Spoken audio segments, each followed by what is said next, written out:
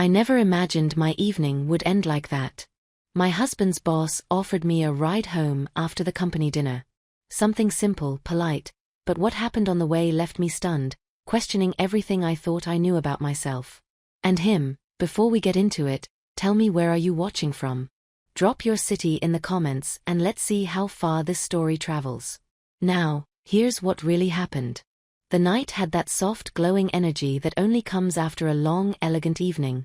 It was my husband Daniel's company dinner held at an upscale restaurant downtown. You know the kind, diminutive lighting, expensive wine lists and quiet conversations that hummed beneath the sound of clinking glasses. I'd worn a dark burgundy dress, something I hadn't taken out in years, but it helped me in just the right way. I hadn't felt that kind of attention in a while. I was nearly 60, but that night I felt alive. Daniel had too much to drink, as he usually did at these events, and ended up getting a ride with one of the junior associates who lived nearby. He kissed my cheek before leaving and whispered, "Matteo will take you home." He offered already. I looked over and saw Matteo, Daniel's boss, waiting near the entrance, jacket draped over one arm, calm and composed as always. Matteo was older than Daniel by a couple of years, but somehow seemed younger. He had that sort of quiet confidence you can't teach. The silver in his hair wasn't a flaw. It was an asset, like every line on his face had been earned, not regretted. We'd spoken only briefly at the dinner table earlier. Polite laughs, a shared look when someone made an awkward toast. And one moment, just one, where I caught his gaze lingering a second longer than it should have. As we walked toward his car, the cool air wrapped around my shoulders. Matteo noticed, and gently placed his jacket around me. It smelled faintly of cedarwood and something I couldn't name. I thanked him quietly. He opened the car door for me like a gentleman. An old-school touch that oddly made my heart beat a little faster. The car ride started normally. Smooth jazz played low on the radio and the city lights cast fleeting patterns across the windshield. We talked about the dinner, the company, how Daniel was doing lately. But then the conversation shifted. "You looked beautiful tonight, Jessica," Matteo said. His eyes focused on the road ahead. His voice was steady. But there was a different kind of tension in the air now. The kind you feel more than hear. I paused, unsure if I'd imagined it. "Thank you," I replied carefully. "That's sweet of you." Silence followed, comfortable at first, but then too quiet. I could feel something building, like a question waiting to be asked. "I've always wondered," he said slowly, "how someone like you ended up with someone like Daniel." I blinked, caught off guard. "What do you mean by that?" He glanced at me briefly, then returned his eyes to the road. "Don't take it the wrong way. I just mean you're present, thoughtful. There's a warmth to you. And Daniel, well, he's a good man, but he doesn't always seem to see what's in front of him." I didn't know what to say. My fingers curled into my lap. My heart was thumping now. Not from fear, but from the way his words seemed to slip through the cracks I didn't realize were there. We stopped at a red light. He looked over at me. "Really? Looked? Has anyone told you that lately?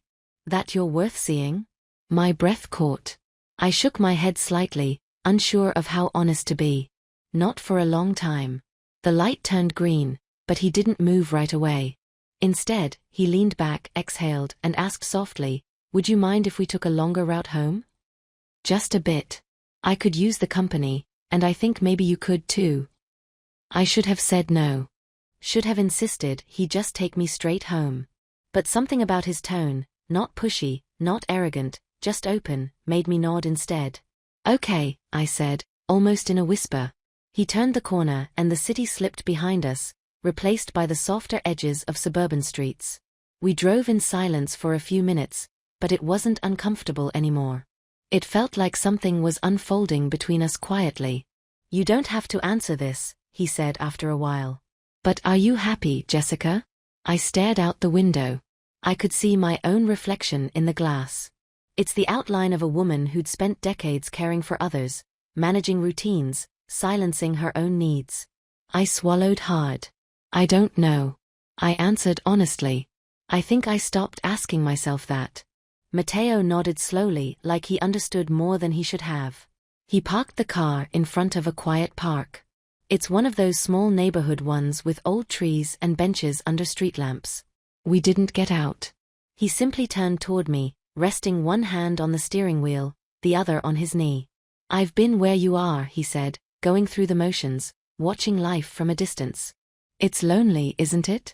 Even when you're not alone. That's when I felt it.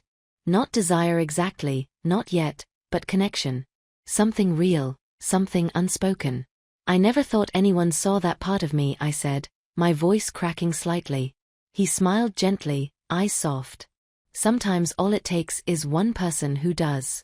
We sat there under the dim orange glow of the street lamp. People who weren't supposed to feel this way, who hadn't planned for any of it, but couldn't pretend anymore. He didn't touch me. He didn't even reach for my hand. But something had shifted permanently.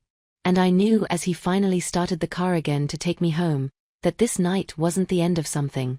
It was just the beginning. The car ride from the park back toward my house was quiet, but not awkward. Something had changed between us. It was subtle. Nothing dramatic had happened. And yet it felt as though we'd crossed an invisible line that couldn't be uncrossed. Hum of the engine was the only sound for a while, and I was grateful for it. I needed this silence to think. My heart hadn't calmed down since Matteo asked if I was happy. The truth was, I hadn't thought about that in years. Not seriously. Life had just become a rhythm. Not a bad one, just predictable. Dinner at 7, the news at 9. We were companions, Daniel and I, but that spark, that sense of being seen and wanted. It had faded quietly like the last light of a long sunset. When Matteo pulled up in front of my house, he didn't park right away. He slowed down and looked at the driveway, then glanced at me. "Your lights are off," he said softly. I looked too. The house was dark. Daniel hadn't made it home yet, which didn't surprise me. I knew how those nights went. Drinks turned into after-hours conversations, and those turned into excuses. Matteo looked like he wanted to say something else, but stopped himself. "I could wait with you," he offered, his voice low and even. "Just until he gets back." I should have said no. I knew how that might look, but the thought of going inside into that cold, quiet house alone felt heavier than I wanted to admit. I hesitated just long enough for him to understand. I didn't want to be alone. "I'd like that," I said. He parked at the curb and turned off the engine. For a moment, we just sat there side by side in the darkness. The interior of the car was dim, lit only by the soft street light outside. It felt like the world had paused for us, like time itself was giving us space. "I hope I didn't cross a line earlier," Matteo said. I wasn't trying to interfere. "It's just hard to stay quiet when I see someone hurting." "You didn't," I replied. "You were honest. And that meant more than you realize." He looked over at me. "Really?" Looked not at my age, not at the lines around my eyes, or the years behind me. He looked at me like I was whole, like I was a woman who still had stories left to write. "Jessica," he said after a long pause, "can I ask you something personal?" I gave a small nod. "Do you ever miss being touched? Not just physically, but emotionally. Being held in a way that feels like you matter." His question hit something inside me I didn't know was still tender. I felt it in my chest, in my throat. I turned to him. Eyes brimming, not with sadness, but with the ache of recognition. All the time," I whispered. I just stopped admitting it to myself. There was a pause between us. It wasn't uncomfortable. It was thick with understanding. I could see him weighing something in his mind. Cautious, respectful. "I'm not trying to push you into anything," he said quietly. "But if I were your husband, I'd never let you go to bed without reminding you how extraordinary you are." I didn't respond right away. I couldn't. His words sat heavy in the air. Not in a burdensome way, but in the way truth always does when it's finally spoken out loud. "I used to think needing that made me weak," I said. "But now I think maybe I've just been strong for too long." He gave me a soft, almost pained smile. "Being strong doesn't mean going without love." We sat like that. Two people with years behind us, staring into a quiet space filled with things we weren't supposed to feel. Weren't supposed to say I didn't want the moment to end, but I also didn't want to run from it. So, I did something I hadn't done in years. I reached over slowly and placed my hand gently on his. It was a small gesture, barely more than a whisper of touch, but it felt like a door opening. He didn't flinch or pull away. He simply turned his palm upward and held my hand like it mattered. That was it. We didn't kiss. We didn't cross any boundaries that night. But when he finally walked me to the door and waited until I turned the key in the lock, I felt seen in a way I hadn't in decades. As I stepped inside and leaned against the door, heart full of unspoken things, I realized that something inside me had shifted. It wasn't about Matteo, not entirely, was about me, about remembering that I was still a woman with feelings, with wants, with the right to be more than just someone's wife in the background of her own life. And maybe, just maybe, that night was the beginning of me reclaiming that. I didn't sleep that night. I lay in bed staring at the ceiling. The darkness around me, thick and quiet, broken only by the faint hum of the fridge downstairs and the occasional sound of a car rolling down the street. Daniel didn't come home until well past 2 o'clock in the morning. I heard him fumbling with his keys, the slow creak of the front door. Then the unmistakable sound of him kicking off his shoes with the clumsiness of one too many drinks. He didn't come upstairs. I heard the couch cushions shift, a muffled sigh, and then silence. I didn't get up the next morning. The house smelled like stale alcohol and something burned from the kitchen. He tried to make toast and failed, I guess. I came down wearing my robe, hair tied back, face bare. Daniel barely looked up from the paper. "Hey," he mumbled. "Sorry about last night. That kid Steve offered tequila. You know how that goes." I gave him a tight smile and nodded. "Yeah, I know." He didn't ask how I got home. Didn't mention Matteo. Didn't notice the silence between us stretching wider than usual. When I walked in, he stood up immediately. It looked calm, but I saw it. That flicker in his eyes, the one that told me this wasn't just lunch. "You look beautiful," he said. And for once, I didn't argue. Felt beautiful.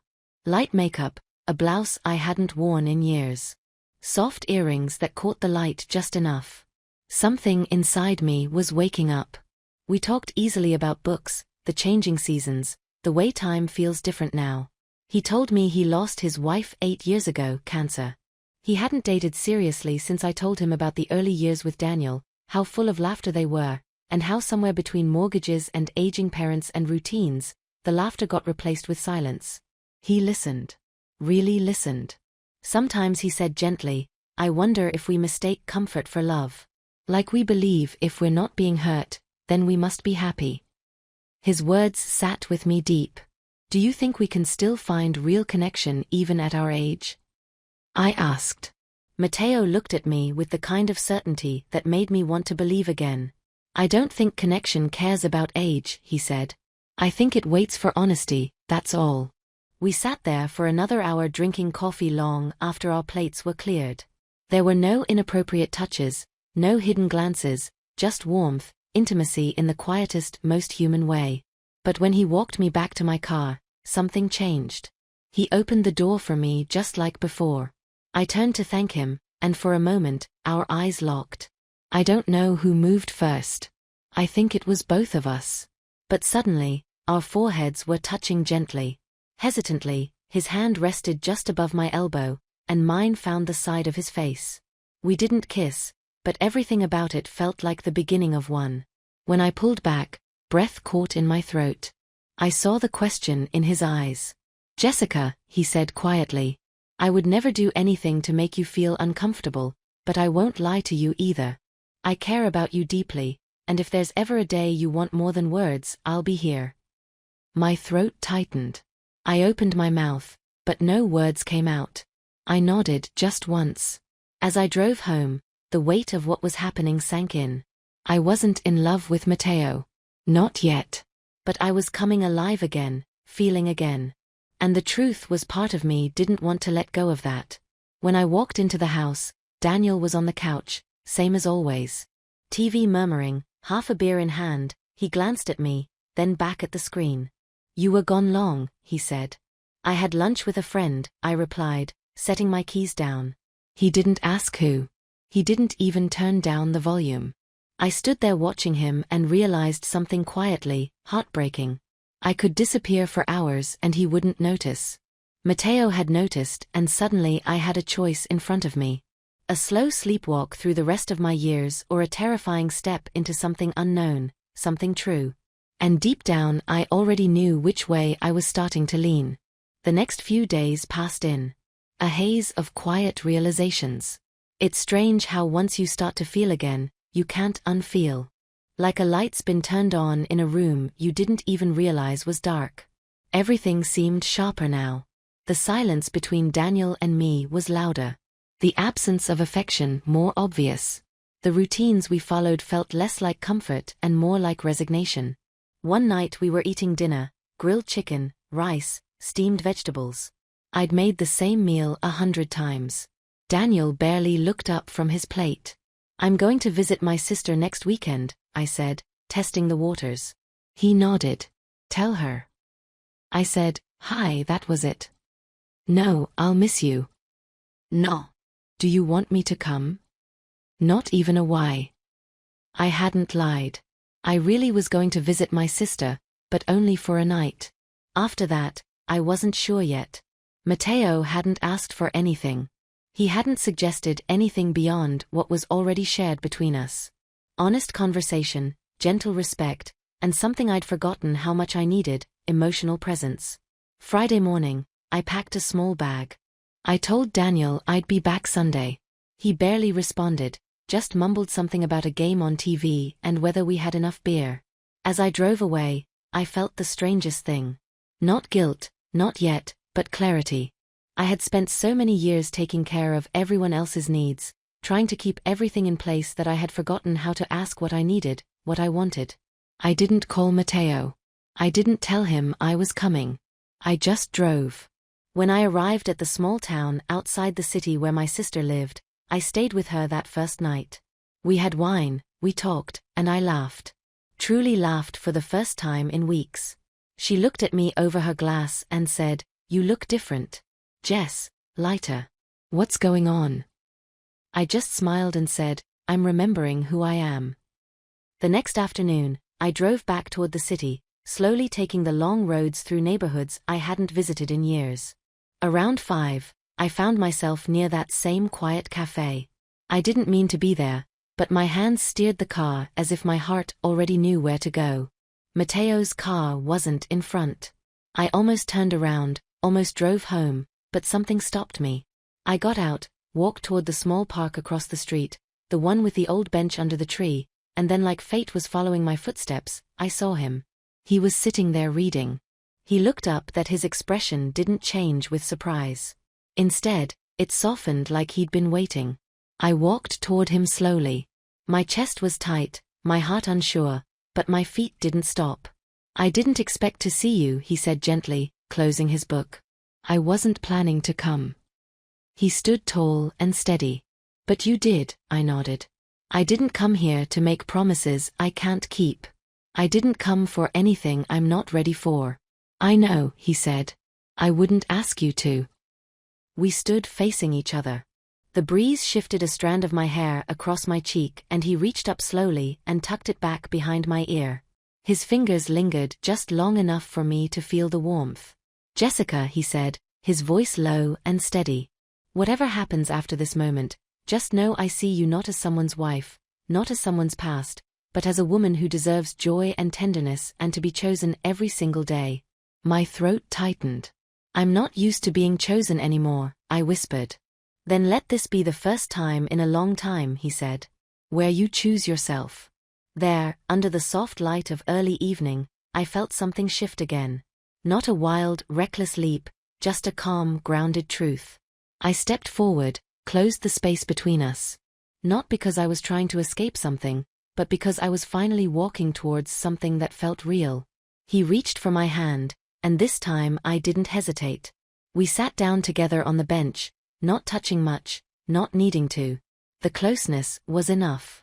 The air between us was full of what hadn't been said, but also full of peace. We talked for hours about everything. Our pasts, our regrets, our hopes, small ones, quiet ones. He never once pressured, never once assumed. He was just present. And that more than anything made me feel whole. When he walked me to my car, I turned to him. "I don't know what comes next," I said. "I still need time. I still need space to figure out what I want." Matteo smiled. "I'm not going anywhere. Jessica, take all the time you need. I'll be here. Not waiting, just open." I drove home late that night.